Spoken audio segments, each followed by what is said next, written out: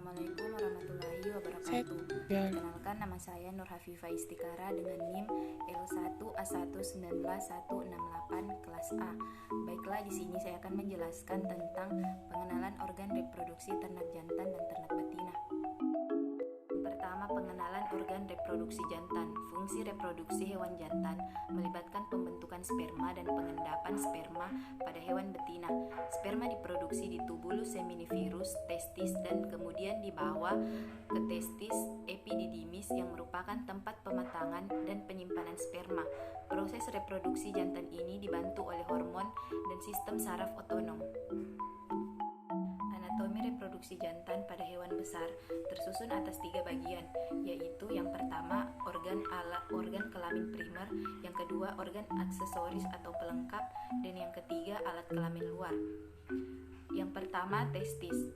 Testis berbentuk memanjang lonjong, lebih besar dibandingkan dengan yang terdapat pada kuda jantan, dengan ukuran berkisar antara 10-12 cm. Testis memiliki fungsi untuk menghasilkan spermatozoa, meskipun terdapat variasi dalam ukuran, bentuk, dan lokasi di antara spesies testis. Testis memiliki struktur yang sama. Tubulus seminivirus merupakan bagian berliku yang menempati bagian terbesar dari testis, merupakan tempat produksi spermatozoa. Testis dikelilingi oleh kapsul yang disebut dengan tunika albuginea. Yang kedua, skrotum. Skrotum merupakan kantung cutaneus yang berisi testis, mengandung lapisan subkutan serat otot polos dan tunika dartos yang berkontraksi dalam cuaca dingin untuk menahan testis agar lebih dekat ke dinding abdominal. Skrotum dilapisi dengan lapisan parietal tunik vaginal yang merupakan kelanjutan dari parietal peritoneum ke dalam skrotum agar memberikan fungsi yang efektif. Testis mamalia harus dipertahankan pada suhu yang lebih rendah dari tubuh, sehingga gambaran dari anatomi testis dan skrotum memungkinkan untuk pengaturan suhu tersebut. Hal ini disebut thermoregulation testis. Ketiga, penis. Penis merupakan organ kopulasi yang dapat dibagi menjadi 3 bagian umum, yaitu glans, bagian utama atau korpus, dan crura atau akar, yaitu bagian yang menempel pada lengkung ischikal pelvis. Sebagian besar struktur internal tubuh penis terdiri dari kolom jaringan ereksi, yaitu corpora cavernosa. Setiap korpus cavernosa penuh dengan sinusoid yang dibagi dengan lembaran jaringan ikat yang disebut dengan trabekula. Ereksi penis terjadi ketika aliran darah banyak memasuki penis melalui pasukan arteri dibandingkan yang meninggalkan vena. Peningkatan volume darah memperbesar penis dan membuatnya bengkak. Yang keempat, epididymis. Epididymis terdiri dari ductus epididymis yang panjang berlipat-lipat yang menghubungkan ductus efferens testis dan ductus deferens. Epididymis merupakan tempat pematangan spermatozoa sebelum pada akhirnya dikeluarkan melalui ejakulasi. Spermatozoa berada dalam kondisi belum matang ketika meninggalkan testis dan harus menjalani periode pematangan sekitar 10-15 hari dalam epididymis sebelum akhirnya mampu untuk membuahi sel telur. Epididymis dibagi menjadi kepala, tubuh, dan ekor. Kelima, ductus deferens. Ductus deferens atau vas deferens merupakan muskuler tube yang mengalami kontraksi peristaltik selama ejakulasi guna mendorong spermatozoa dari epididymis ke uretra. Ductus deferens meninggalkan ekor epididymis melalui canalis inguinalis sebagai bagian dari korda spermatik dan di dalam abdomen kembali ke kudal, memisahkan diri dari bagian neurovaskuler korda. Yang keenam, kelenjar prostat. Kelenjar prostat berwarna kuning pucat terdiri dari 2 bagian, yaitu tubuh yang membentang di permukaan dorsal leher, vesika urinaria, dan bagian kedua yang mengelilingi bagian pelvis dan disembunyikan oleh musculus uretra. Yang ketujuh, kelenjar vesicularis. Vesika seminalis merupakan kelenjar irreguler yang berkolaborasi besar terletak di lateral ampula dari saluran yang berbeda. Kelenjar vesikula seminalis ini ditekuk kembali dan memberikan sebagian besar dari cairan seminalis. Selanjutnya, pengenalan organ reproduksi betina. Sistem reproduksi betina merupakan suatu sistem untuk menghasilkan sel telur dan jika dibuahi oleh sel jantan akan menghasilkan keturunan. Hal ini harus ditunjang dengan tercapainya dewasa kelamin. Ketika setelah mengalami dewasa kelamin, alat-alat reproduksinya akan mulai berkembang dan proses reproduksi dapat berlangsung baik ternak jantan maupun ternak betina.